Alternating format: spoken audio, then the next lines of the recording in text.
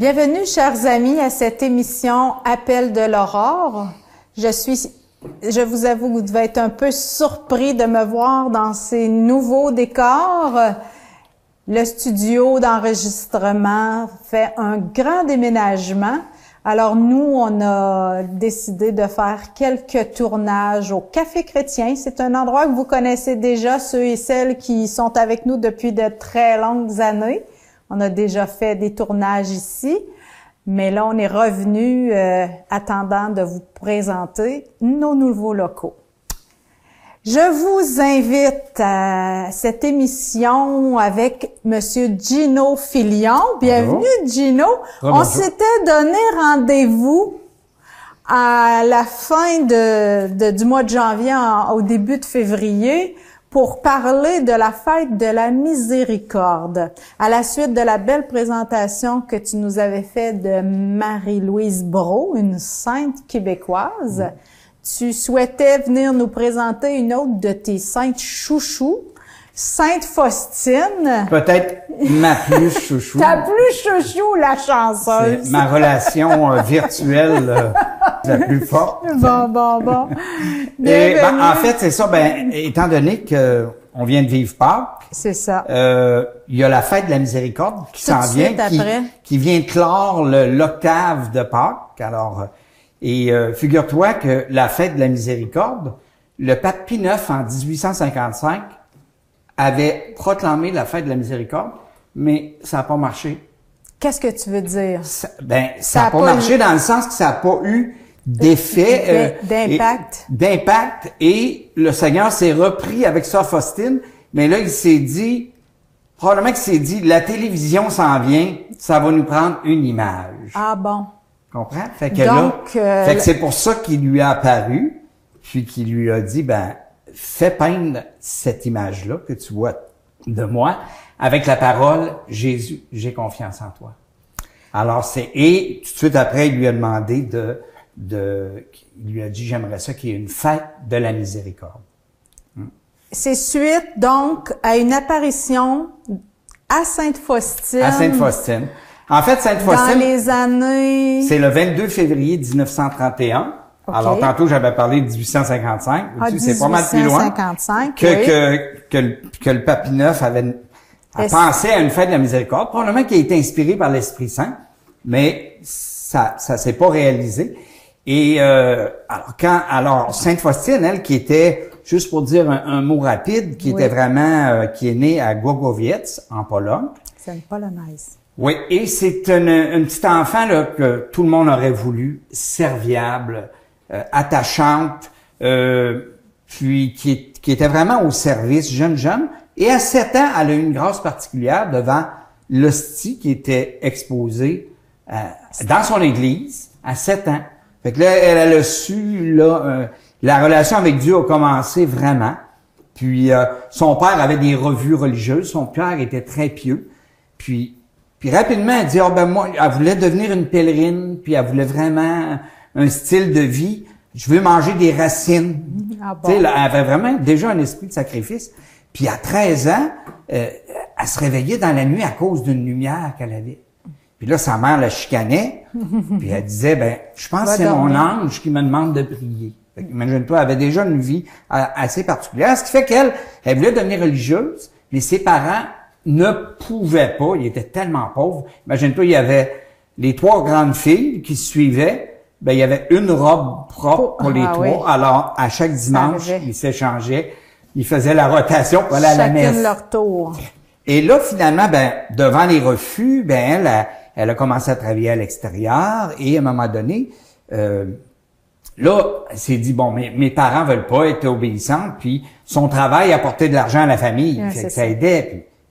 Et finalement, à un moment donné, elle se retrouve dans un bal dehors, en plein air, puis il y avait un orchestre, puis fait que finalement, il y a quelqu'un qui l'invite à danser, un jeune homme, fait qu'elle dit, je sais pas danser, puis fait qu'elle commence à danser, paf, elle voit Jésus qui apparaît tout ensanglanté, comme s'il avait été flagellé, puis il dit, jusqu'à quand vais-je te supporter? Jusqu'à quand vas-tu me décevoir? Ah bon. Imagine-toi pour une jeune fille de 18 ans, qui va avoir 19 ans, là, puis qui aurait voulu être religieuse, mais là, elle se fait dire comme un amant qui est jaloux, quand est-ce là que tu vas venir à moi? Fait que là, elle s'en va tout de suite dans l'église après, puis là, elle entend, part à Varsovie, puis rentre dans une communauté. Ça fait que là, elle a eu donc un appel très fulgurant. Ah là, certain. Mais ça a pris 1 an avant qu'elle puisse entrer en communauté, parce qu'il fallait qu'elle ramasse son argent pour payer son vêtement religieux, la dot, là, fait qu'elle ramassait ça. Et elle a gardé des enfants pendant 1 an chez une bonne madame, là, qui aurait bien voulu la marier, mais elle, c'était clair pour elle. Avec quelqu'un qu'elle connaissait? Disons, elle est tombée dans une famille où la dame, là, c'était une comment je dirais ça, une femme extraordinaire pour les enfants. Elle aimait les enfants, puis elle en avait beaucoup. Fait qu'elle disait, pourquoi tu ne diriges pas vers ce style vers le mariage. Mais finalement, elle est devenue religieuse dans une communauté qui s'appelle, imagine-toi, Notre-Dame, Congrégation Notre-Dame de la Miséricorde. Alors, c'était déjà le prélude. Et fait que là, elle a eu pendant plusieurs années toutes sortes de grâces, mais ce qui a été spécial, là, après 1 mois, imagine-toi, elle a visité le purgatoire. Fait que déjà là, elle s'est mise à prier pour tous les défunts. Les âmes. C'est ça. Et elle avait 25 ans et demi quand elle a eu la vision de Jésus. Un soir, c'était le premier dimanche de Carême. Elle rentre dans sa cellule, tout ça, puis tu sais, c'était sombre.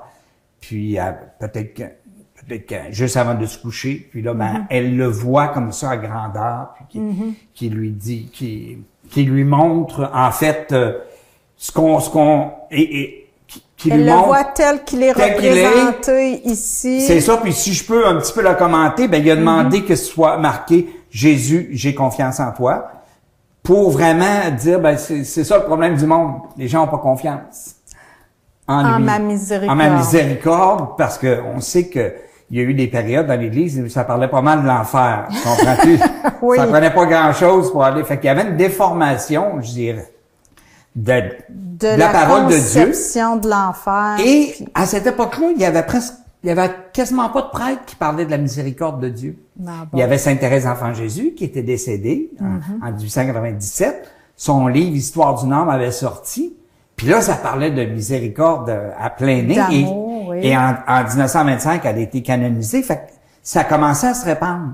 Mais le futur directeur spirituel de Sœur Faustine, il trouvait pas Sœur Faustine, elle écrivait ce que Jésus lui demandait de parler de la miséricorde, mais il est obligé de fouiller dans Saint Augustin, Saint Thomas d'Aquin pour trouver la phrase qui dit que son plus grand attribut à Dieu, c'était la miséricorde.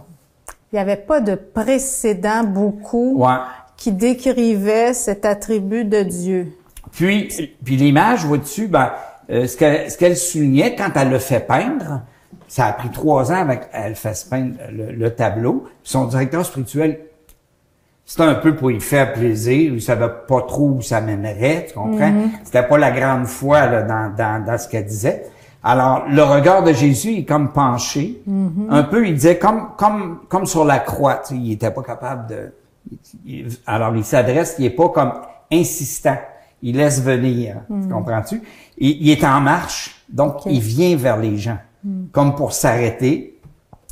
Il bénit, parce que la fête de la miséricorde, ça tombe le deuxième dimanche de Pâques, puis c'est l'évangile de Thomas, tu sais, et fait que Jésus, quand il arrive dans la pièce, la paix soit avec vous, puis il a institué aussi le sacrement du pardon.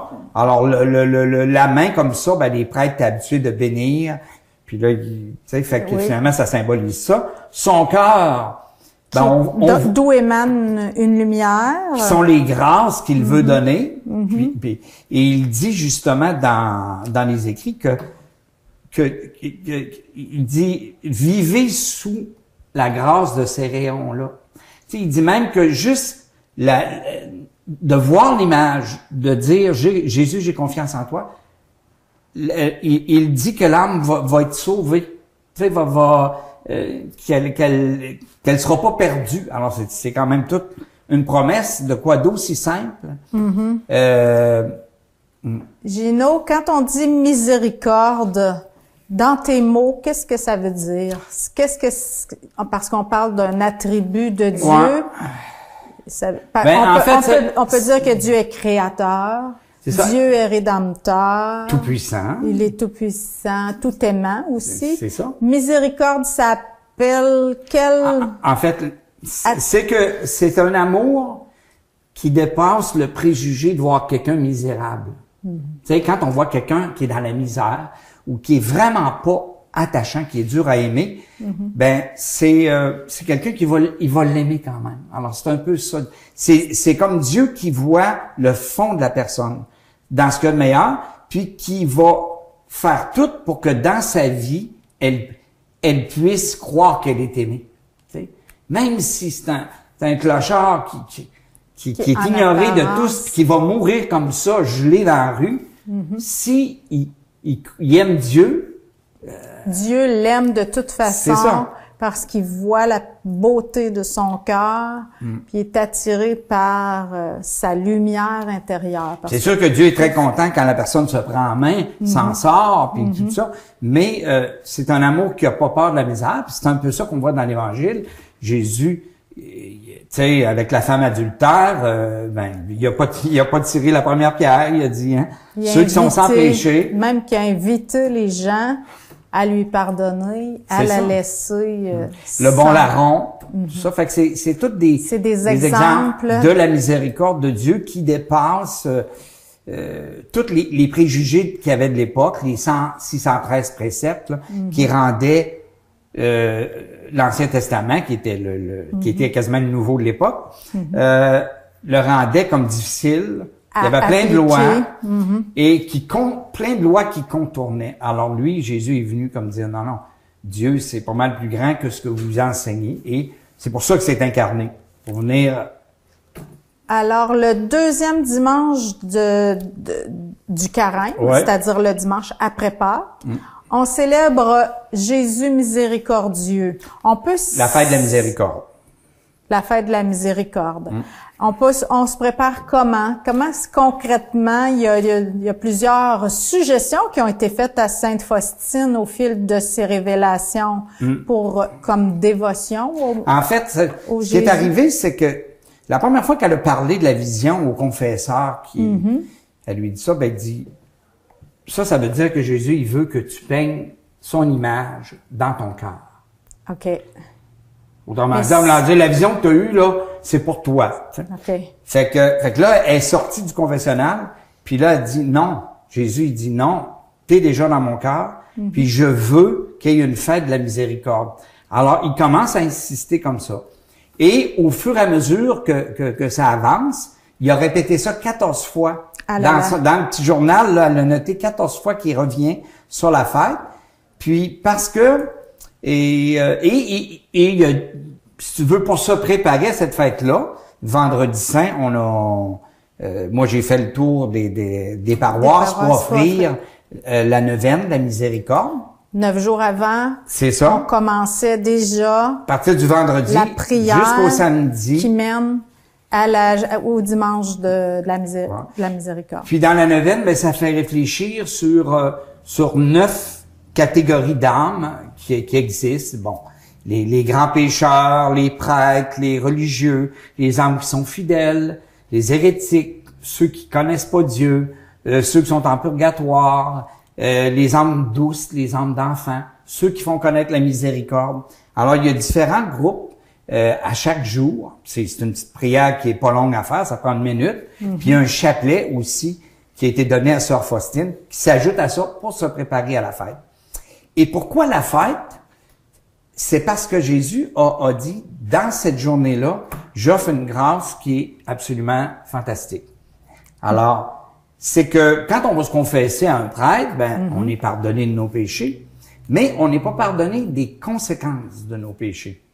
Alors, on n'est pas pardonné de nos conséquences. Autrement dit, quelqu'un qui aurait tué, il est pardonné devant Dieu, mais sauf qu'il y a comme une réparation à faire avec une vie qui va devenir juste, avec s'il peut réparer, s'il peut aider, sans que ça soit grave comme ça, à un certain niveau, on peut tout faire de notre vie, avoir une vie qui est un peu plus charitable. On peut prier, on peut faire des petits sacrifices, on peut aimer des gens qu'on n'aime pas, puis leur rendre un service qu'on voudrait pas faire. Alors, notre vie, dans le fond, on peut réparer, si on peut dire de cette façon-là. Mais pour la fête de la miséricorde, il a fait une promesse. Il dit ceux qui, dans le fond, se préparent là, par la neuvaine, mais ceux qui viennent à la messe, communier et se confesser. Ce jour-là. En plus d'être pardonnés de leur péché, c'est les conséquences. Okay. Alors, c'est comme si on retombait à notre baptême. Okay. Alors, à chaque année. Une pureté renouvelée, si on veut. Exactement. Okay. Une âme d'enfant renouvelée. Fait que, c'est pour ça que, moi, quand on m'en a parlé en 2016. Ça t'a emballé. Ben, je connaissais un peu déjà, puis j'ai relu toute la vie de Sœur Faustine. Je me suis dit, bon, ben, quelle belle opportunité qu'on peut avoir à chaque année de dire, bon, je repars complètement en neuf devant Dieu. Ça te tient à cœur parce que pour toi, c'est précieux, ce cadeau-là qui a été fait? Ben, en fait, ce qui arrive, c'est toute une question de l'âme. Okay. Actuellement, on ne parle presque jamais de l'âme. Et l'âme, c'est tellement important qu'il y a une mystique italienne, Maria Valtorta, que Jésus lui a dit, l'âme n'est pas en vous, c'est l'âme qui contient le corps, qui vous contient. Ah bon, c'est tout un renversement. Exactement. Fait que finalement, en passant, Maria Valtorta, elle avait eu une vision extraordinaire des âmes. Elle a vu le Père, elle a eu une vision du ciel, puis le Père créait des âmes tout le temps, comme des étincelles qui tombaient. Elle voyait tomber ça vers la terre. Et elle voyait Jésus qui constamment jugeait des personnes. Alors là, c'est la question de l'âme, tu comprends, qui part et qui revient. Et là, moi, ça m'a j'ai trouvé ça spécial, j'ai dit, j'allais voir, j'ai dit, il y a combien de personnes qui naissent par année? As-tu une idée? Aucune idée. Mondialement, en 2018, c'était 147 millions de personnes. Et il y a 57 millions de décès. C'est pour ça que la population... Exactement. Oui. Et si on divise par le nombre de secondes, ça veut dire qu'il y a 4 âmes,6 ah bon, t'as fait le calcul. Qui naissent à chaque seconde. Quasiment 5 âmes que le Père crée. Et il y a 1,8, donc presque 2 personnes qui sont jugées à toutes les secondes.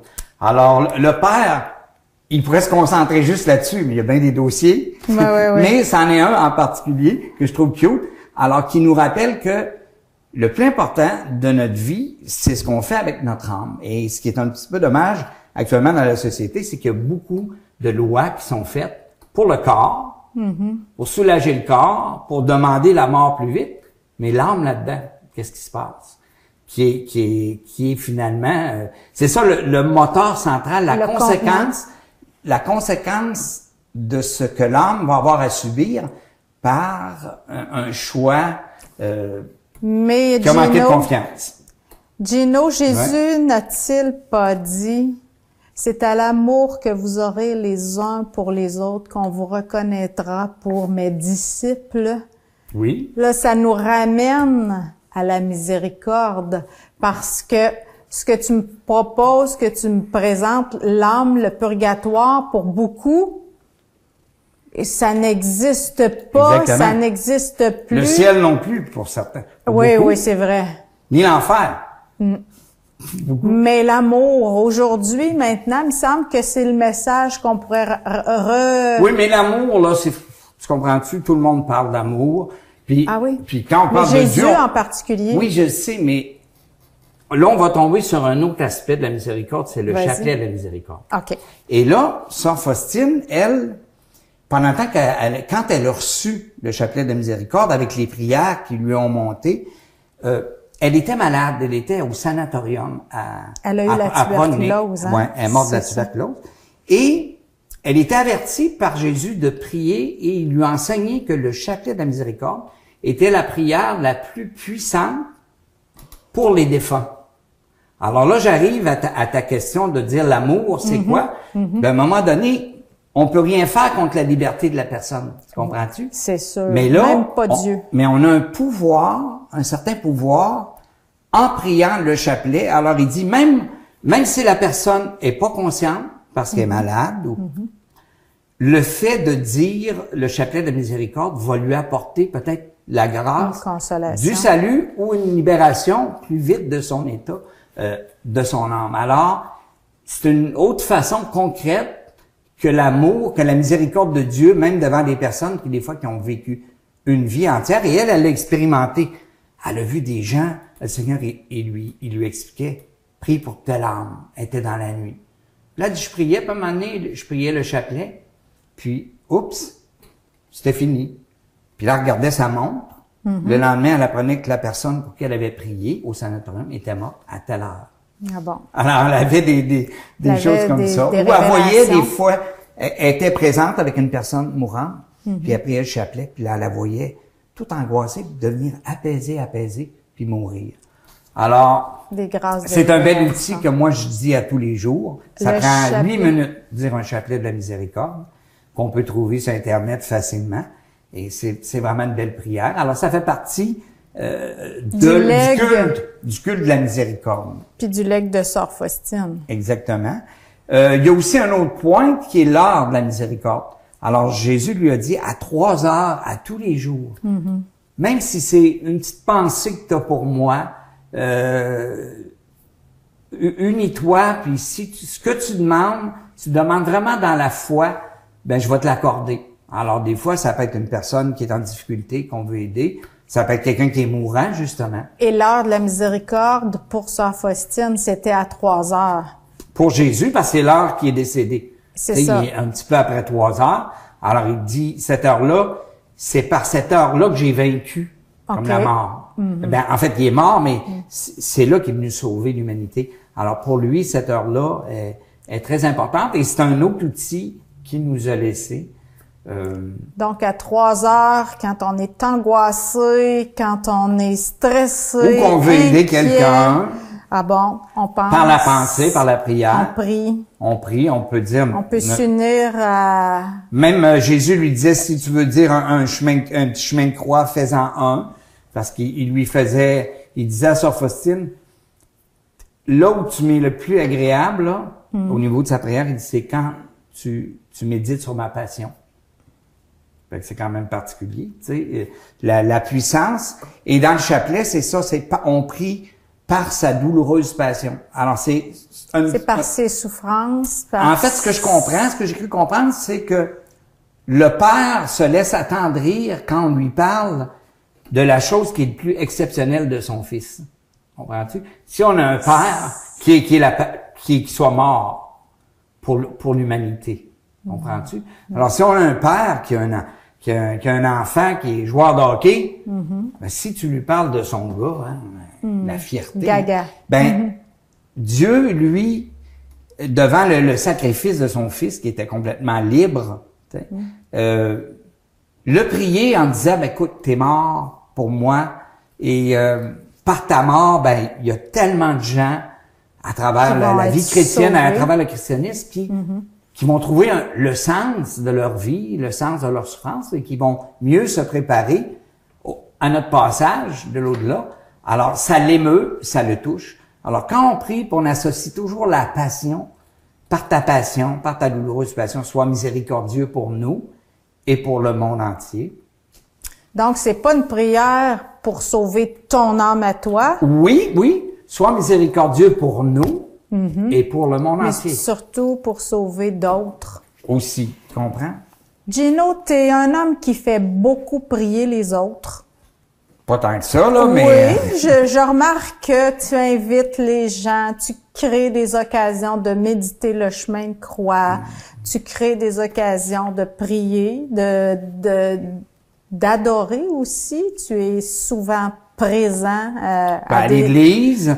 Aux heures d'adoration. Oui. Merci pour ce dévouement, ce service que tu rends à inviter les gens à reconnaître Dieu agissant en eux, puis par le chemin de croix, entre autres. Moi, je t'associe à la prière du chemin de croix. On le fait. C'est une dévotion. On le fait une fois par semaine, vois-tu?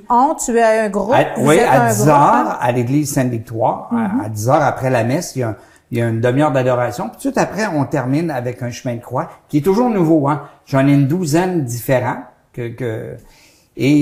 Donc, vous priez aussi sur toutes sortes de On fait le chapelet aussi de la miséricorde. Après les messes de semaine, souvent, on complète avec ça, avec les gens qui sont avec moi. Fait que c'est intéressant d'avoir des gens. Et aussi, ben là, vois-tu, récemment, je suis allé installer un grand tableau, comme on a à Sainte-Victoire, de 6 pieds à Terrebonne, dans une église. Et bientôt, ça va être au sanctuaire de Jersey. Ça tient à cœur de répandre la dévotion de ta chouchou. Ben, en fait, c'est l'idée de Dieu, hein. Oui. Imagine-toi, elle, là, c'est une religieuse là, qui était pas très grande, puis mais elle était intelligente, puis elle savait parler, elle attirait les autres, tu comprends-tu? Mais Jésus l'a choisi pour ça. Fait imagine-toi, elle, là, en 31, les années 31, elle est morte en 38, à 33 ans, comme le Christ, se faire dire, bon, vous allez l'exposer dans votre chapelle, puis après ça, dans le monde entier. C'était comme, wow. Elle avait besoin de beaucoup de foi. Oui, parce qu'elle a eu bien des épreuves puis de l'opposition. Merci Gino pour ta foi contagieuse que tu nous répands. Il te reste 10 secondes. Ben, pour inviter les gens à la fête de la miséricorde, on va avoir 2 invités. Jessica Poulain, qu'on voit des fois à la Victoire de l'amour, qui va jouer Sœur Faustine. Et on a un jeune prêtre, Jean-François Pouliot, qui va témoigner pourquoi il est devenu prêtre. Tout ça à l'église. À 1h30 à l'église Sainte-Victoire, le 16 avril. Bienvenue à tous. Merci Gino de nous inviter à la prière puis de nous présenter des spéciales, des chouchous de Dieu, les tiennes aussi. À la semaine prochaine à vous tous et toutes. Au revoir.